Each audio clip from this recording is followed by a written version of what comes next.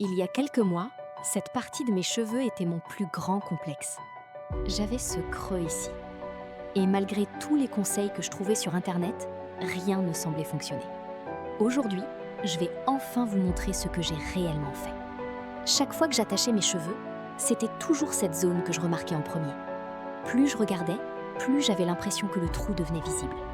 Au début, je pensais que c'était normal. Puis j'ai commencé à chercher des solutions. Mais je me voilais la face.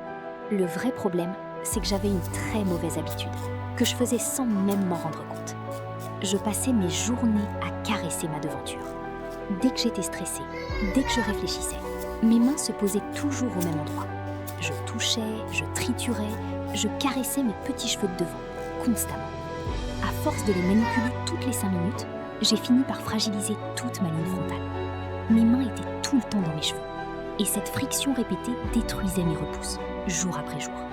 J'ai essayé énormément de conseils. En fouillant sur Google, TikTok, YouTube ou Pinterest, on vous promet monts et merveilles. Certaines personnes juraient qu'on pouvait obtenir une repousse complète en seulement une semaine. D'autres affirmaient qu'une huile magique ou un produit miracle allait tout résoudre en un clin d'œil. J'ai acheté, j'ai testé, j'ai espéré une repousse garantie. Mais dans mon cas, la réalité était bien différente. Rien n'a vraiment changé. Les produits s'accumulaient, mais le creux, lui, restait bien là. Puis, un jour, j'ai compris quelque chose d'essentiel. Le problème n'était peut-être pas que mes cheveux ne poussaient pas. Le vrai problème, c'est qu'ils cassaient plus vite qu'ils ne poussaient. Entre mes mauvaises habitudes de manipulation et le manque de soins adaptés, mes cheveux s'épuisaient. Ce fut le premier grand déclic de mon aventure capillaire. À partir de là, j'ai tout révolutionné. Première chose, j'ai arrêté de laisser mes cheveux secs. Le cheveu crépus ou bouclé a besoin d'eau. Alors j'ai banni la sécheresse de ma routine. Ensuite, j'ai commencé à hydrater régulièrement, avec une formule adaptée, douce et riche. Puis, pour que cette hydratation ne s'évapore pas en 2 minutes, j'ai scellé le tout avec une huile nourrissante, pour créer un véritable bouclier protecteur.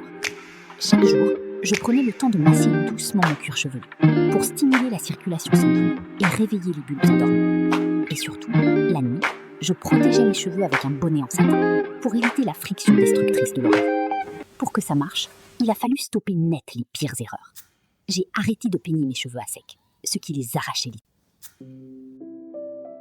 J'ai banni le fait de dormir sans bonnet en satin. J'ai dit adieu aux coiffures trop serrées qui tirent sur les tempes. J'ai fait un effort immense pour arrêter de toucher et de caresser constamment mes cheveux de devant tout au long de la journée.